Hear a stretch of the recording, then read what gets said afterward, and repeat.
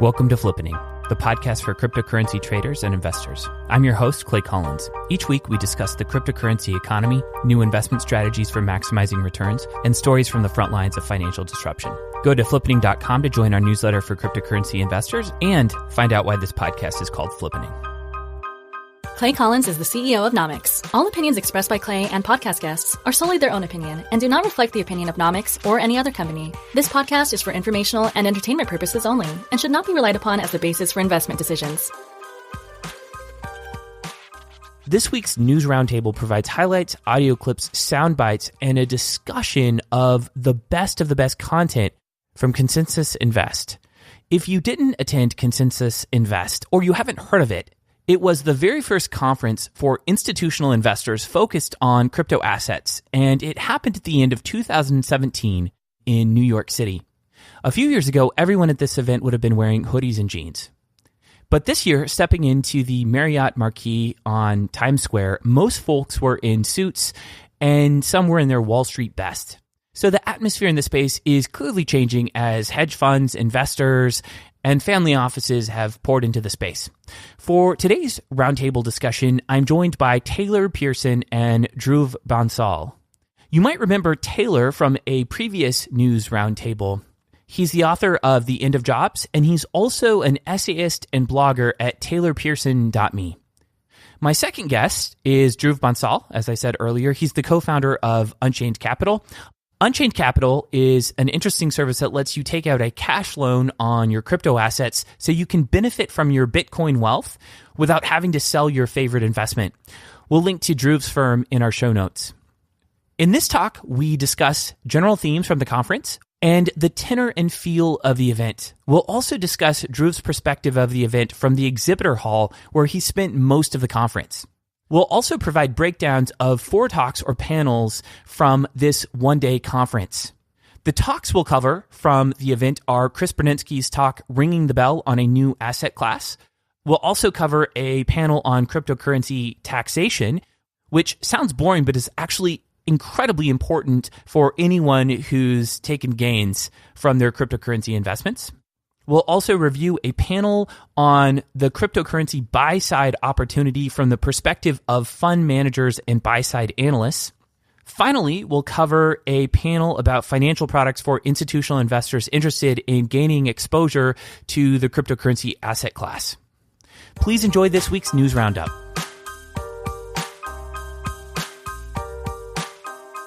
Let's dig into Consensus Invest. I can provide some context on my decision to go. I have 18-month-old twins, so I don't have a lot of opportunity to travel. The reason why I got permission from my wife to go to this event and made it all happen was because this was the first event centered around institutional investors. There have been a lot of conferences for, I'd say, full-time consumer investors or hedge funds that aren't really hedge funds. But this was the first real event that was created from the ground up to appeal to people who run multifamily offices, people who run registered in the United States hedge funds, offices with 100 plus million under management. And they located the event to accomplish that as well. You had people here from JP Morgan, from CME Group, and crypto is really one of the very first assets that started out marketing itself and being available. I don't know if you could say it really marketed itself ever, but it started out being available to consumers. And it was, kind of later on that it became available to institutions. Usually it goes the other way around, that you've got these sophisticated financial products that are only available to accredited investors or, people with a lot of funds under management, and then they move down market and everyone else kind of picks up the pieces. So it was fun being part of the group that got involved early on and is now watching a very different demographic process what's happening from their vantage point. And so I wanted to go and see that. And for me, that was the significance of this event. Let's transition to the talks. Taylor and I are going to be going over 3 of our favorite talks. So Taylor, why don't you tell us about Chris Berninsky's talk, and your takeaways. So Chris's talk was called Ring the Bell on a New Asset Class. And as I kind of understood the talk, it was basically Chris's background is he was at ARK Investment Advisors. I'm not sure what the formal name is. And he led sort of a research project to understand cryptocurrency and how they could invest in it while he was there. And I think he now has his own hedge fund or some sort of private investment fund. And so he was trying to explain to kind of more traditional investors, institutional investors, why he believes cryptocurrency is a new asset class. So he looked at 4 elements. One was the investability, which is it liquid enough? So currently there are $1 billion traded daily in cryptocurrency across all the different tokens. He also looked at the politico-economic supply. So if you compare Bitcoin to gold, Bitcoin is interesting. It's often talked about as digital gold, right? It's a censorship-resistant store of value in the same way it's harder for the government to confiscate your gold than it is, say, your money sitting in a bank account. It's harder for them to, if you have gold in a safe, it's harder for them to confiscate your Bitcoin. The difference, one of the key differences he pointed out that's interesting is gold is not as deflationary as Bitcoin, or Bitcoin is more deflationary as gold because you can always mine more gold. Hey, it's Clay, and I actually want to play you a short clip from Chris's talk where he discusses gold versus Bitcoin supply over time. Take it away, Chris Berninsky. Now, people frequently compare Bitcoin to gold, and turns out the supply schedule actually looks nothing like gold. Sorry to break it to the gold bugs, but gold's supply schedule is actually slightly inflationary. Each year we pull more gold out of the ground than the year before it. If you look at the last century of supply inflation of gold, it oscillates between 1% to 2% a year, again, making it slightly inflationary, while Bitcoin is disinflationary going on deflationary. We already have 80% of the Bitcoin outstanding right now, and roughly 3 million of them have already been lost forever. So more scarcity than meets the eye. I just show this to show how different the supply schedule of Bitcoin is from one of the assets that it is most commonly compared to. There's great variety in the supply schedules of many crypto assets, but most of them, at least the good ones, are mathematically metered. Back to Taylor.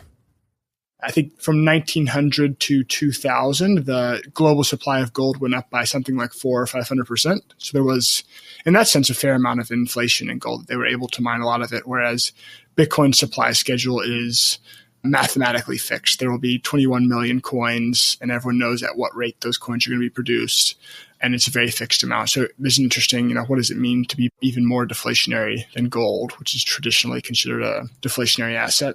So that was one element of politico-economic supply. Another one he looked at was Bitcoin transaction value per minute.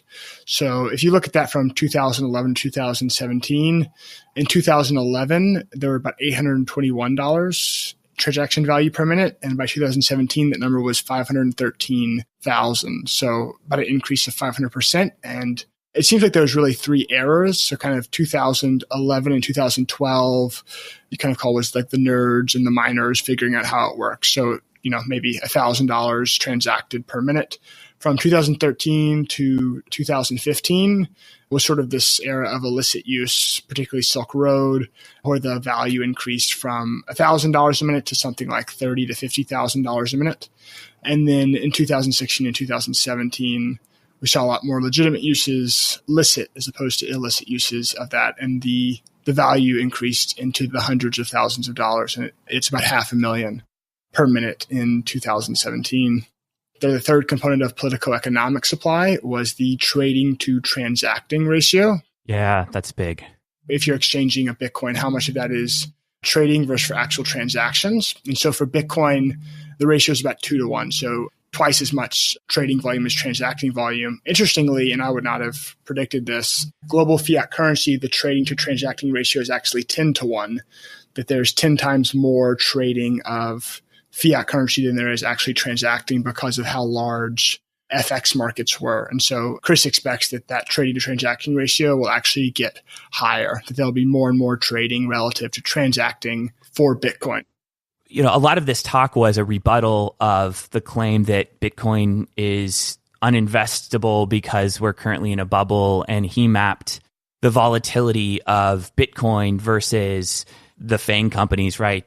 So the exact comparisons he gave were, it was the daily volatility in 2016 of Bitcoin was the same as the daily volatility of oil and lower than the daily volatility of Twitter stock. Time out. This is Clay in the editing booth. And I wanted to pause this conversation because I have this clip where Chris talks about this point a little bit more. Illuminate us, Chris. To give you an idea of what 2016 looked like, Bitcoin was just as volatile as oil and less volatile than Twitter. And that's not to say that oil and Twitter are shining stars of low volatility assets, but it's more to say if you have held those assets or similar assets in your portfolio, you have tolerated a level of volatility similar to Bitcoin. So I'm pretty tired of all of the conversation around volatility. Yes, it's a volatile asset, but many assets that institutional investors and retail investors use within their portfolios are volatile. The question becomes, are you getting compensated for the risk you're taking? And that's where we turn to the Sharpe ratio. So this is a graph from the original white paper. So Sharpe ratio, absolute returns minus the risk-free rate divided by the volatility. And we see Bitcoin on the left consistently stomping the other capital market assets. I want to wrap up this session from Chris by playing a clip of him describing why fiat currencies can be more speculative than fiat currencies. Next, people say, oh, but Bitcoin is just a speculative instrument. And again, we can look at those numbers. So I've already given Bitcoin 2017 annual daily trading volume at 1.4 billion and daily transacting volume at 750 million. That yields a ratio just under 2 of trading to transacting. If we look at global fiat currency and we use a conservative estimate of 3 trillion daily in the FX markets, 250 trading days in a year, that's 750 trillion is traded in the global FX markets a year. You divide that by projections for GDP this year of 80 trillion, and you get a ratio that looks more like 10. So actually, fiat currency is much more speculated upon than Bitcoin is as a function of its underlying utility. Okay, that's the last clip from Chris's talk. I hope these are helpful. Let's move on. I'm going to review the panel on cryptocurrency and taxation, which really didn't seem that exciting at first, but then when you start thinking about all the gains that people have experienced in this space and the fact that you don't really want to turn your back on the tax man or you could end up in a pretty precarious position, I think it is really interesting, right? So if you're a crypto project, you probably need to be attending talks about regulation and knowing everything there is to know about that. But if you're a buy-side individual investor, you should probably know a thing or two about taxation. Just a caveat on all of this, that none of this should be taken as tax advice or investment advice. Please consult a professional who's licensed to help you out. So the two folks on this panel were Kelsey Lemaster, who is a partner at Godwin Procter. They've got about 1,000 attorneys. They help investment funds. They work with ICOs. They've done a lot of work with utility tokens. Also, Jim Calvin, who's a partner at Deloitte Tax. And it was an eye-opening panel. Clay again, and I want to cut in here to play a clip from the intro to their panel. So this is really interesting. Congress actually just this morning mentioned a proposal to create a moratorium on taxing cryptocurrencies for the next 5 years. So that's great news. Just kidding. I had to wake you guys up somehow. I didn't know about it either. That's a good one. You were blown away, right? Good one, yeah. Absolutely not. So yeah, that's how it started. And I wanted to include the intro joke to wake you up because we're going to talk about taxes, which is the world's most boring topic after all. One of the first things that they kind of dove into was the reality that crypto-to-crypto transactions are taxable events. A lot of people believe that if they bought Bitcoin and they withdrew that, they put that in exchange and they exchanged it for Ether, and then they exchanged Ether for 0x or MySgo or like one of these other tokens, that these are not taxable events until they move them back into fiat. And that is absolutely not the case. Here's a clip from the talk of Kelsey Lemaster explaining how ICO investing could be a taxable event.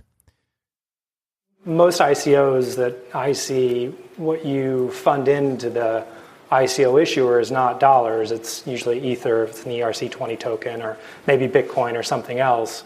Now, if you're funding into that and you're buying a utility token, you're funding in with probably appreciated positions in Bitcoin or Ether.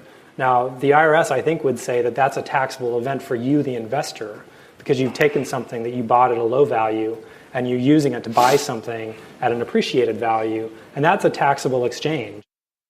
Got that? Cool. Okay, back to the seemingly never-ending onslaught of bad news.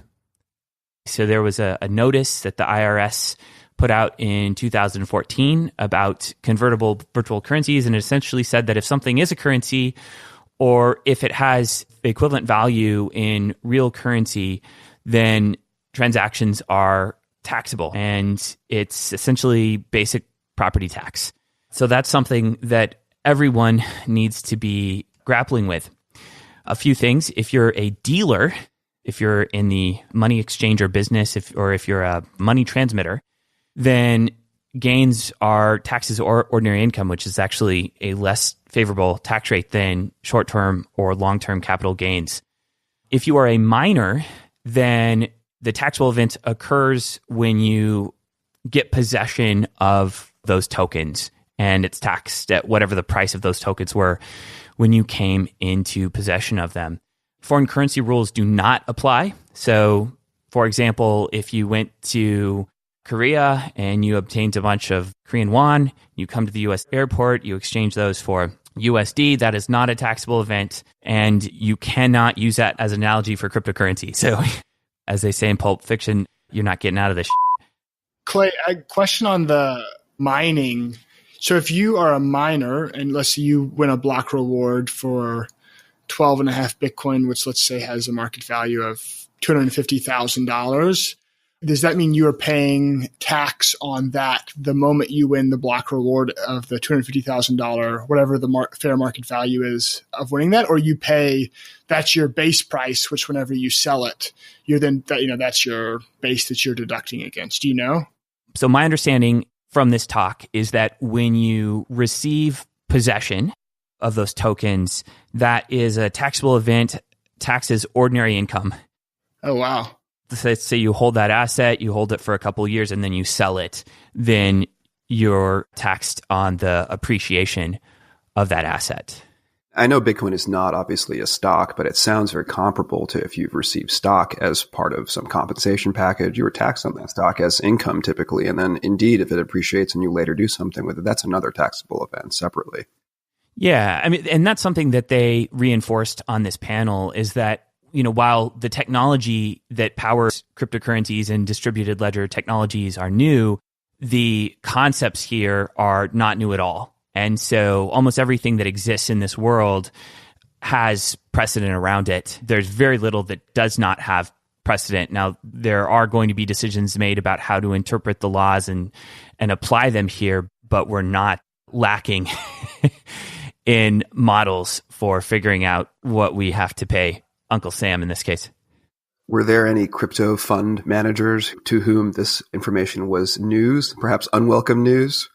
Not the crypto fund managers. I think it was primarily individual investors that were a little taken aback by the news about crypto to crypto changes. Now, what they said is that while it is true that you need to pay these taxes, it could be deemed at some point that it's an unbearable burden on the average individual, citizen to figure out what their basis is at every single given point in time across a number of different exchanges and tokens. And you have to figure out if this is being taxed as property, which it is.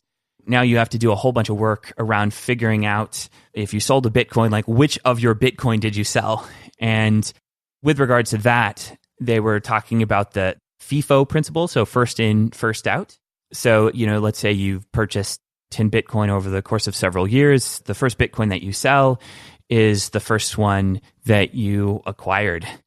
And it just occurred to me that a lot of the most popular exchanges that I know people are using, exchanges like Bittrex and Poloniex and GDAX and Gemini, these are all US-based institutions that require a great deal of KYC. Yeah, know your customer.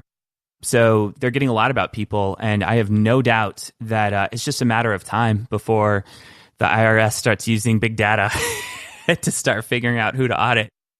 I think it's best people start treating this seriously. I really do. They had some interesting guidance on forks.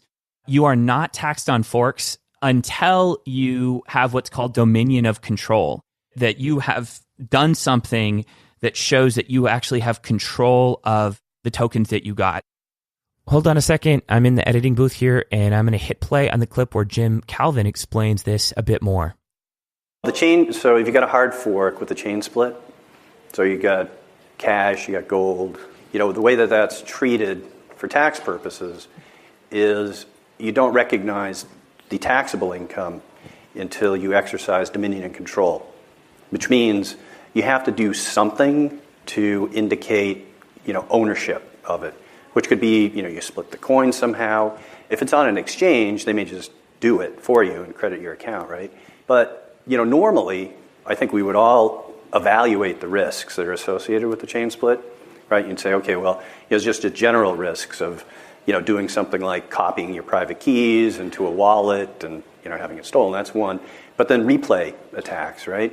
Because you want to understand and make sure that, in fact, there's replay protection. So there's good reasons not to immediately exercise dominion control, and you could never do it. There's some airdrops that you would never want to take advantage of, right? And just because there's an airdrop doesn't mean that you should have taxable income.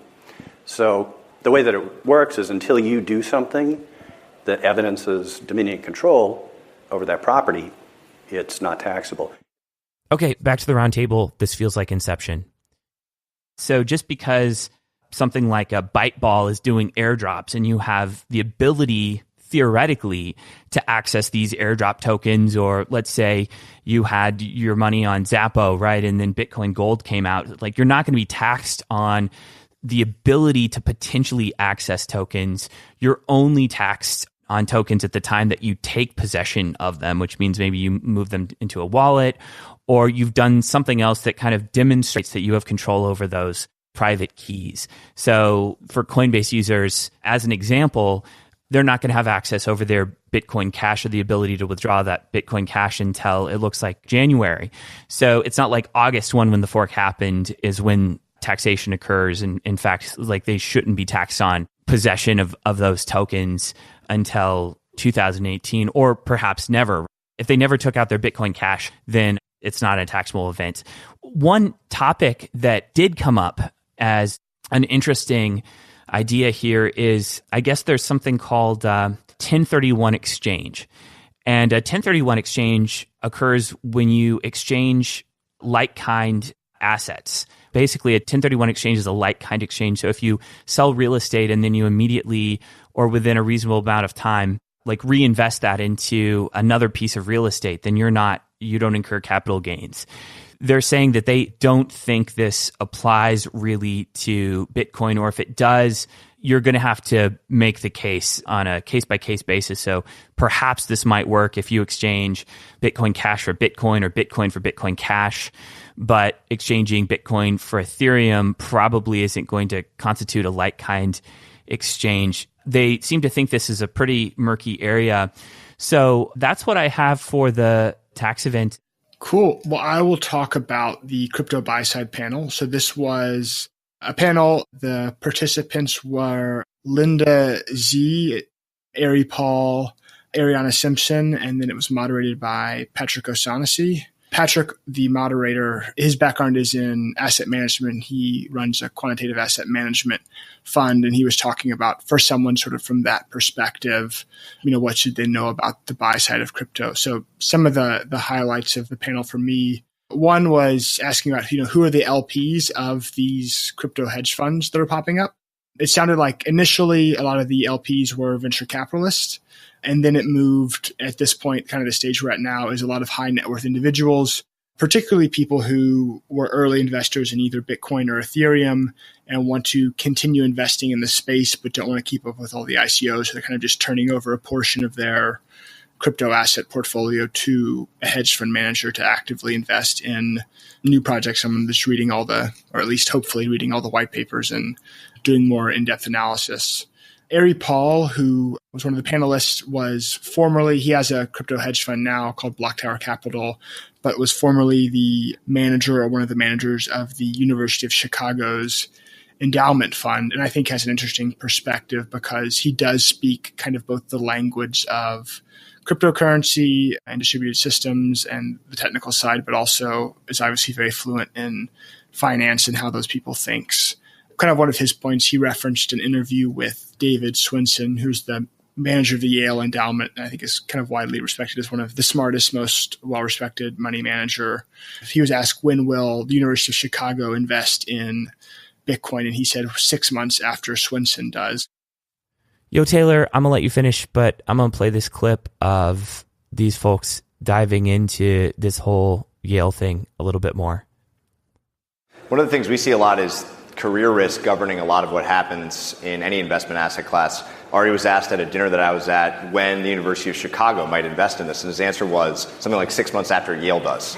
And there's this incredible kind of momentum that can be created, and maybe we're beginning to see that. If Yale buys Bitcoin, then every other endowment in the country will buy Bitcoin because they can all kind of say, well, David Swinson bought it, so we can buy it too. I thought that was just kind of an interesting insight into the psychology of how some of these larger, I guess you'd call them more conservative or more traditional institutional investors are thinking that there's a lot of reputational risk involved in these assets, not just the technical or, how does it correlate with other assets, but, how are my LPs or, how is my career path going to be affected by decisions I'm making regarding cryptocurrency right now? Is it that much more beneficial for me to do this now versus, wait a couple of years and maybe have some bigger names or some people with cachet in the industry step up and talk about it? One of the other interesting points, there's a liquidity problem in terms of how deep the market is. There's lots of liquidity or sufficient liquidity, at least in terms of Bitcoin and Ethereum for some larger institutional investors. But once you get down past maybe the top 50 or the top 100 by market cap tokens, there's just not enough liquidity for an institutional investor to be able to invest. It's just the market capitalization and the liquidity is too small. I think that's actually really important to kind of acknowledge. We're all really impressed that the collective market cap of all crypto assets right now just passed $500 billion. BlackRock has $5.7 trillion under management. Like one hedge fund could come in and essentially buy up the entire cryptosphere and wipe it out. Though we haven't even begun to see the difference that this kind of wall of institutional money coming into the place will play. It'll be interesting. I think one of the things they were concerned about, one of the other topics was, what are the bear cases? I think it was phrased, what are the most compelling existential bear cases for the cryptocurrency space? The three that came up were, regulation, that the SEC steps in a very heavy-handed way, potentially even banning it. Alternatively, there's some arguments that might increase adoption, that if everyone sees Bitcoin as a censorship-resistant asset and the government bans it, it could be sort of a book-burning phenomenon, whereas, as soon as the Catholic Church outlaws the book, the sales spike because now all of a sudden everyone sees the value. So that could potentially go either way. It would certainly make it more difficult. Or guns in the United States. Or guns in the United States, exactly. But it certainly, regulation would make it, depending on the regulation, would have a big impact on an institutional investor. Other compelling bear cases, some sort of technical issue. So, there's a vulnerability discovered in the actual protocol and the code base as some sort of technical issue, or potentially miners colluding. If it came out that 60% of the hash power in the Bitcoin network was colluding, and they were in some way manipulating the network, that would question the integrity of the network and cause a huge potential decrease. And then the final bear case was just basically spammy ICOs drawing in regulators in a very negative light. ICOs walking away with money, not building the technology that they promised, which would both bring in regulation and then potentially cause new investors that maybe that was one of their first experiences in the space to say, I don't want to be involved with this, at least not, in the near future where this is kind of the standard business practices. Wow. Well, if that's the best they can come up with in terms of bear cases, I'm feeling pretty good about Wall Street's potential ability to get in here. Like, I don't find any of those things to be too large of a threat, especially when you consider that this is a global asset, right? So the, regulations that would just apply in whatever jurisdiction they're being regulated, the technical issues, this is a technology that can fork, that can upgrade consensus mechanisms. They can upgrade all kinds of components of the technology while still maintaining the historic ledger. ICOs, yeah, I mean, that's just kind of like a reputational risk for the space. So I don't see any of these three as being a big deal. I think there was a great post to Reddit. Someone had compiled a pretty complete list of possible attack vectors on Bitcoin. And they range from everything from nation states to private corporations to technical flaws to government to self-governance issues. It was a really compelling list because, firstly, many of the attack vectors had already happened. It's quite clear: spam attacks with low fees on the mempool, various private corporations putting out, newsletters or information about how Bitcoin is quote unquote worthless or doesn't work, or comparing it, saying only criminals use it and these kinds of things. A lot of those we're familiar with, but there were some really compelling attack vectors, like literally, what if someone today knew about a flaw in the Bitcoin source code, a 0 day, so to speak, and just wasn't using it? I find some of those to be a little bit dubious because there's a lot of money to be stolen if you can figure out how. So I think Bitcoin is compelling just because of how long it's been around. It's been able to create that thermodynamic firewall of hash power that people will never get past. That's very compelling. It's one of the things I find most compelling about it. It's literally the world's biggest bug bounty. It is literally that. Yeah, that is a great way to think about it. And it's held up to 10 years almost of almost every good hacker in the world who hears about it wants to give a go. And no one's been able to so far. That's pretty tremendous. But at the same time, I don't think Bitcoin's self-governance processes have been as excellent and as well forethought out as some of the change that have followed. I think people have seen how difficult it is to govern a system that has no leaders, and they're trying to build in primitives that make self-governance a little bit more effective. I could see that as a pretty existential threat to Bitcoin one day, of some kind of chain that tries to do everything Bitcoin does, but at the same time just does it better because of more fluid self-governance. But at the same time, we do run into that original issue that Bitcoin is the world's largest and most long-running bug bounty of this scale. And so even if some coin were to come around with a fancy-dancy property over here or a better way to do X and Y and Z new thing, it's very difficult to overcome that initial advantage. One of the things that I heard over and over and over again, primarily during this, but in a variety of other talks, is this idea that a lot of people or a lot of institutional investors expected this thing to be dead by now. And every time it looks like it's going to die and it just doesn't die, it develops more confidence, or people develop more confidence in the asset class. And I almost got the sense that the institutional investors there, most of them expected this thing to be gone by now. And at some point, they just couldn't ignore it because it has just been so resilient. It's almost like they just woke up one day and were like, oh, this isn't dead yet. I might as well just buy some because my suspicions haven't been confirmed to this point. Ari Paul also mentioned often Bitcoin is talked about as digital gold, and people compare it to the market cap of gold, which I think is around 6 or 7 trillion. Offshore banking, I think, is about a $20 trillion. There's $20 trillion in offshore banking. And there's a lot of overlaps there in terms of censorship resistance and judge resistance, right? Companies like Amazon and Google have assets in many different jurisdictions. So if a judge in one jurisdiction, freezes their accounts, they can't terminate the whole business. They can sort of diversify that risk across different jurisdictions, and some sort of public blockchain, potentially Bitcoin, offers very similar, potentially even better benefits to something like some of the use cases for offshore banking. Hey, this is Clay again in the proverbial editor's booth, because I think this was one of the most interesting points made at the entire conference. Let's roll the tape of Ari Paul explaining why institutions need judgment resistance. Pay attention, this is good. There's two terms that are similar but slightly different. Censorship resistant means no one can prevent you from sending that information. So if I want to send money to a politician, to WikiLeaks, I can't be stopped from sending that. And that's actually a real issue with US dollars because, for example, a bank won't allow you to wire money to many locations. And it can be hard to physically send cash and can even be illegal. So with Bitcoin, there's now a Bitcoin satellite, which is pretty incredible. So even if you don't have an internet connection, if you have a $150 satellite dish, you can send Bitcoin to anyone in the world. And the other is judgment resistance. Judgment resistance means it's very hard for a judge or government to take it from you. And that may sound like it's attractive to criminals, but so the offshore banking system is about $20 trillion.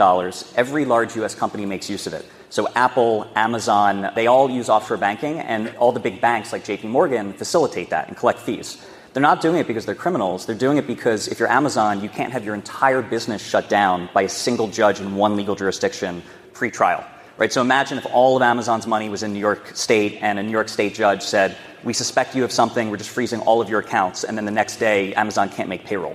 So instead, Amazon has their assets stored in every legal jurisdiction around the world, and if they end up losing that case, maybe in 5, maybe in 10 years, they'll actually get shut down, but they have their chance in court.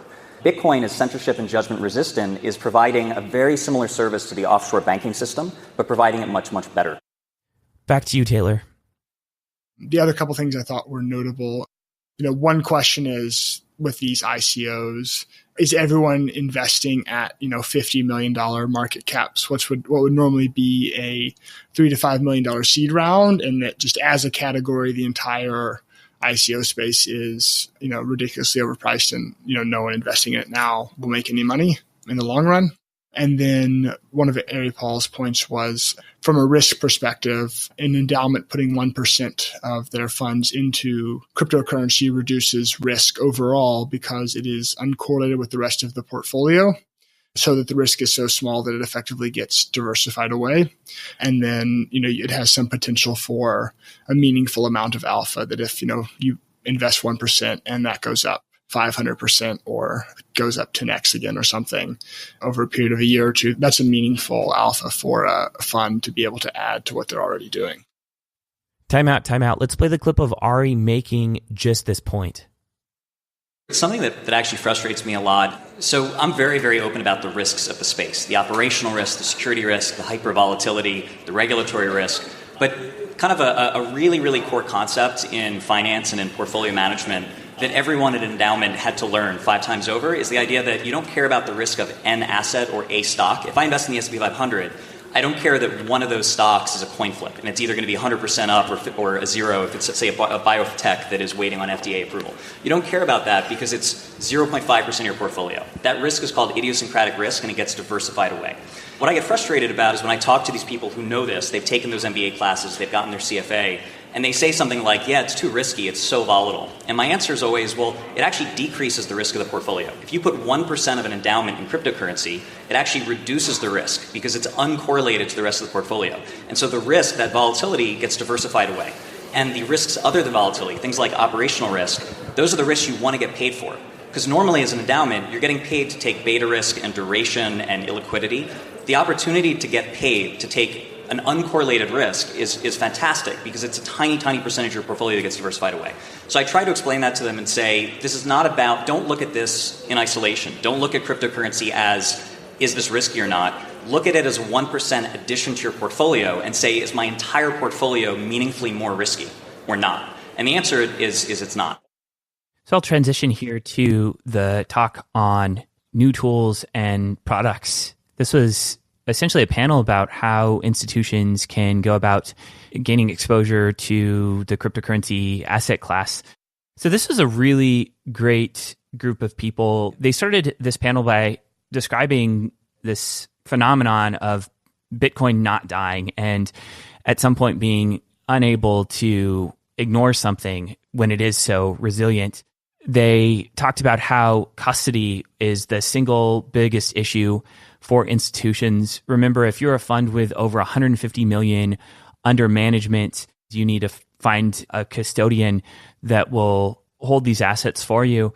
I think that's fine and somewhat easy to do at this point if you want to hold Bitcoin or Ethereum or, forks of Bitcoin or ERC20 tokens that run on top of the Ethereum blockchain. But if you want to hold things like Tezos or other blockchains that aren't forks of Bitcoin, this becomes really hard to do. So if you want to get into the big ones, it's pretty easy. If you want to go elsewhere, it's pretty hard to do.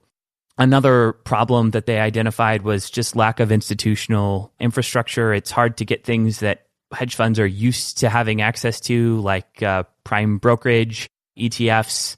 Margin trading is hard to do. It's hard to short this stuff if you want to. It's hard to get people to loan you tokens in a way that makes sense.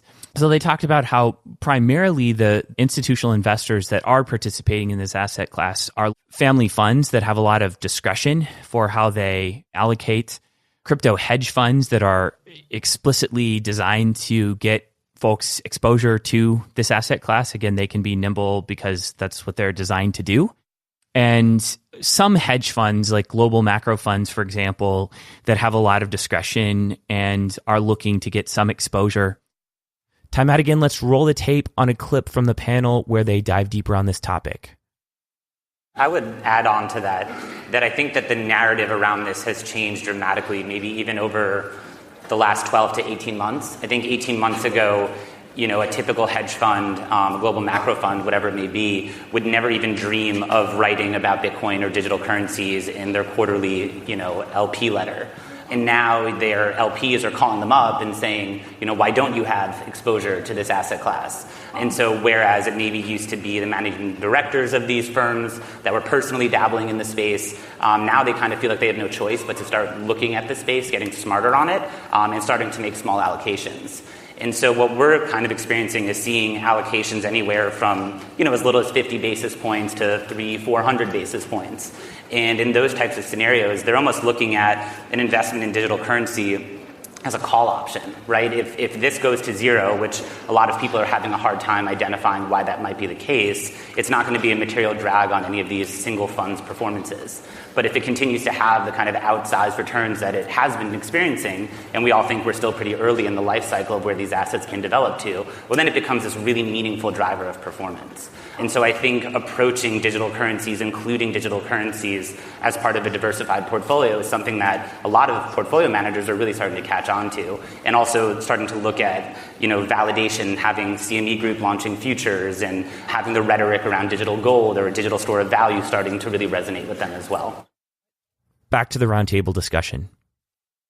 What I found interesting from this panel was the fact that Circle was even there in the first place. I always thought of Circle as a consumer mobile app that is kind of a competitor to PayPal or Venmo or Square Cash. But it turns out that at some point, the OTC trades they were doing, kind of not off the record from a regulatory perspective, but people didn't really know that they were doing OTC deals for liquidity purposes. That started to dwarf the consumer business, so they've gotten into that in a much larger way.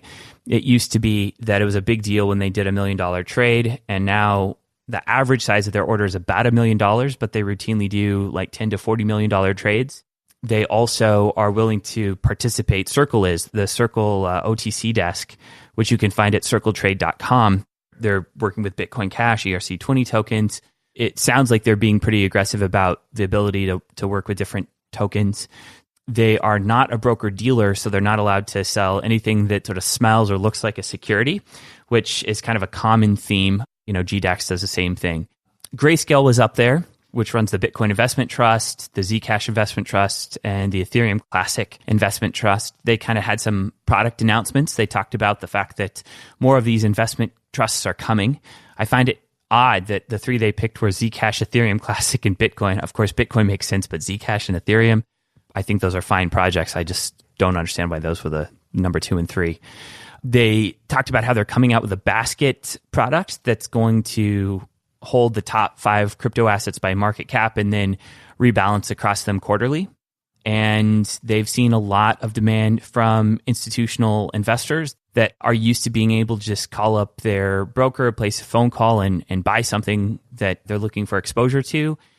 They also find that it makes sense when people have tax advantage money that they want to put to work, like money from an IRA, that it makes sense to not hold the asset yourself, so you can kind of keep it within your IRA or whatever tax advantage bubble that money is currently in. So I'm starting to understand a little bit why people are doing this. In 2013, the Bitcoin Investment Trust was only available to accredited investors. And then at some point, I don't recall when, it started being publicly listed. So you can go into your Schwab account or whatever and purchase it. So it seems like it is a kind of a nice point en route to having a Bitcoin ETF. So that was kind of the news from Grayscale. GDAX talked a little bit about what they were doing. They described that their trade volumes are up 10x this year. 10x, holy crap. And the reason why Coinbase created GDAX was to provide a place for institutional investors to trade. But more than that, it was to get liquidity for Coinbase. So they wouldn't have to call up Circle. They can kind of source the digital assets themselves. They also talked about Coinbase's custody product for institutional investors. So Coinbase has a vault, which is available to their retail users. They needed something that funds could list in their filings as their institution, and they are looking to be, in some ways, a prime broker and a custodian for these institutions. And I think that's largely why they were there, and that's what they were interested in talking about. I will say the one thing, I saw this panel as well, the most interesting thing to me was the custodial aspect just kept coming up over and over. Kind of my meta themes from the event were, why isn't institutional money involved? And it basically came down to reputational risk and custodial risk. And so a lot of the products they were talking about here is, as I understood it, they're trying to kind of solve, at least, GDAX, a custodial product. They're trying to deal with this custodial risk. Tell us a little bit about the hallway track. What were people talking about in the hallways? What was the back channel signals that you were picking up on? So I'm definitely a hallway guy at conferences. I'll admit to that. I have enjoyed certainly sessions in my life, but I tend to find that often they are at a lower level of detail than I desire, or they're unfortunately rushed, or they get distracted. I prefer to roam the halls, and I tend to want to meet as many people as I can and just kind of, learn what they're working on kind of face to face.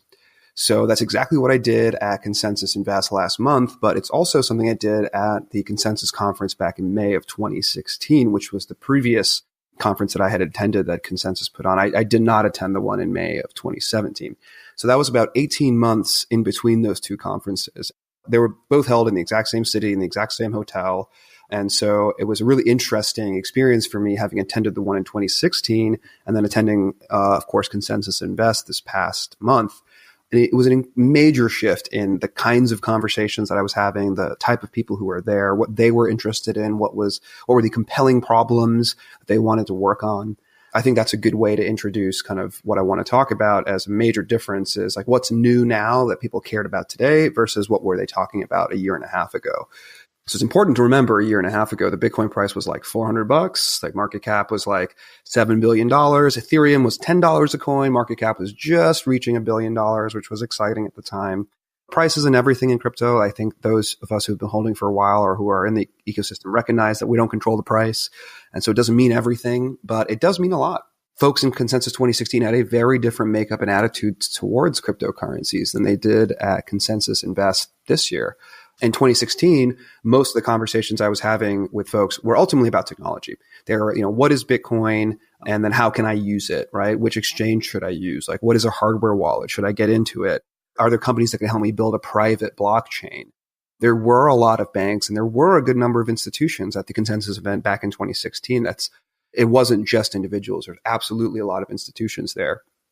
But their chief goal was, in my opinion, not to understand Bitcoin, Ethereum, or the other public blockchains. They were there to use blockchain technology for themselves. So however and whatever that meant.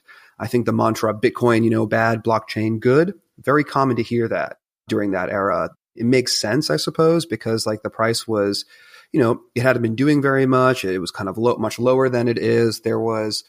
Perhaps it was a reasonable opinion to hold that the promise that Bitcoin may have held, it wasn't going to, realize. It had collapsed from $1,000 down to this lower price and just stayed there for a while.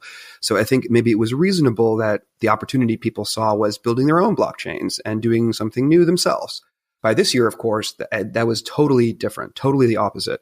Bitcoin's price was, it was just reaching $10,000 that the day of the conference, which was sort of fortuitous timing for everyone. I mean, the market cap is $160 billion. Ethereum was up to like 480 with a market cap of like 45, 46 billion. The ICO craze had already happened in 2017, so everyone was aware of that.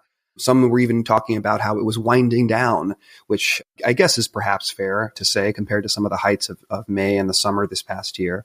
But what I thought was interesting was in comparison to the prior event that I had attended 18 months prior, Bitcoin, Ethereum, Monero, Zcash, Dash, these were the things that people were talking about. The public blockchains were where the party was. It's what everyone wanted to be better connected to. They wanted to understand how to invest in those things better, and went much past just where to buy some. There were very few exchanges trying to educate you about, hey, we're a place you can buy some. That was sort of understood. The major themes, like I'll talk a little bit briefly first about just, smarter and better and richer ways of investing, which I think was a big part of what I saw there. And then we can get a little bit more into some of the non-investment oriented projects, which I thought were interesting. Let's start with, protecting investments. This was I think the biggest difference between what I saw this last month and the year before was that when your first question is, well, how do I get some? You're not ready yet to hear about how do you protect it. If you've had some for a while and you've watched some hacks go down and the price has suddenly gone up by a factor of 10x, you are way more oriented around, well, how do I protect what I've already got? So I think hardware wallets were a lot more normalized this year. I saw a lot of people carrying treasures and wallets, which, by the way, don't bring your hardware wallet to a Bitcoin conference. It's a terrible, terrible idea. Don't do that. But I did see many people with their wallets, doing cool stuff, showing how their wallet, how it integrates with some software they wrote or whatever. I hope they were testnet wallets. Let's just say that. But I would say the biggest thing I saw were custodians and trust companies. That is such a distinction from what I saw previously. And it supports the point that you guys have been making, right? That this was really a bigger event for institutions. And this concept of custody is really, really important. It's a deep need to be able to store this stuff safely.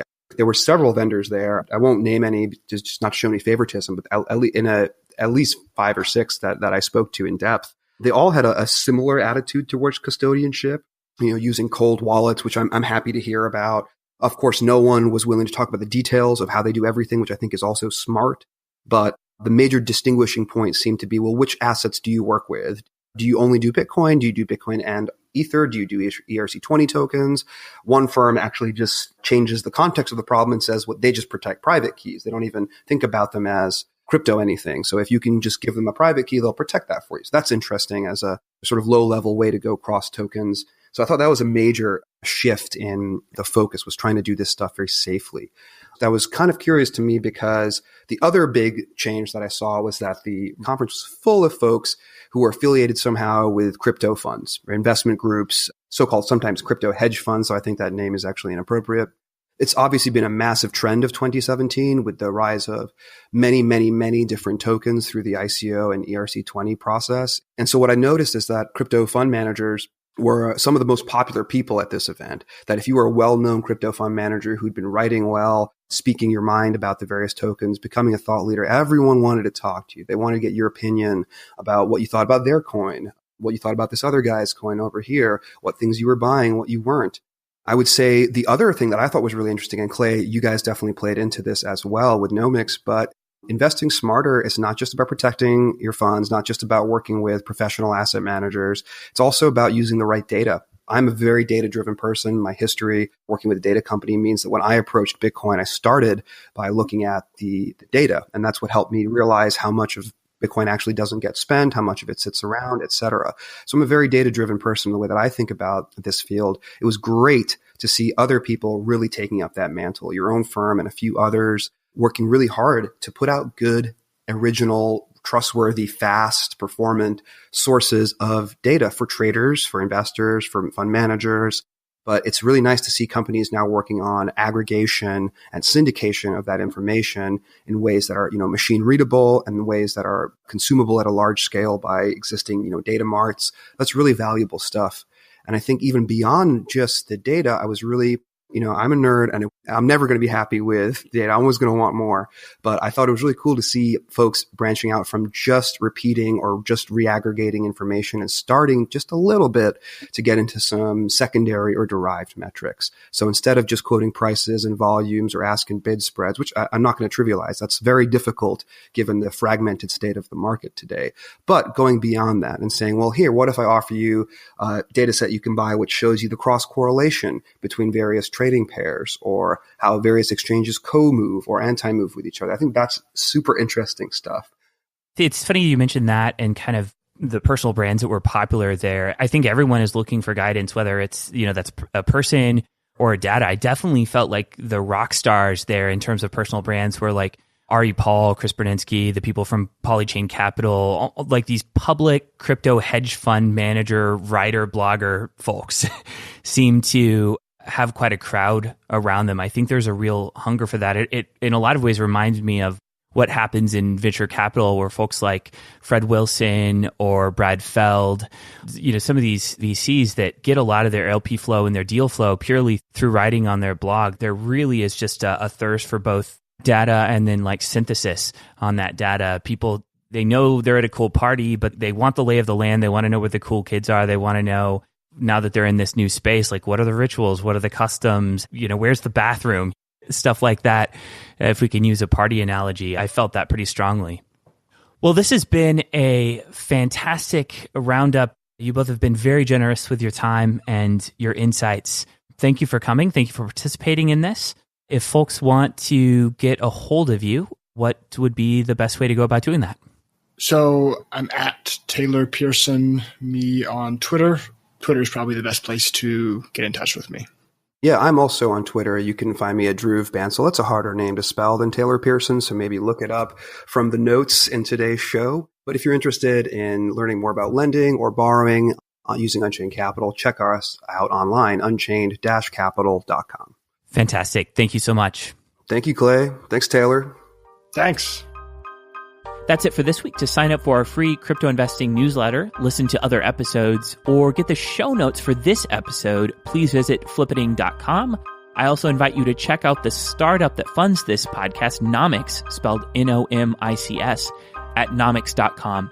Finally, if you got value from this show, the biggest thing that you can do to repay us is to leave a 5-star review with some comments and feedback on iTunes, Stitcher, or wherever you listen to podcasts. Thanks for listening.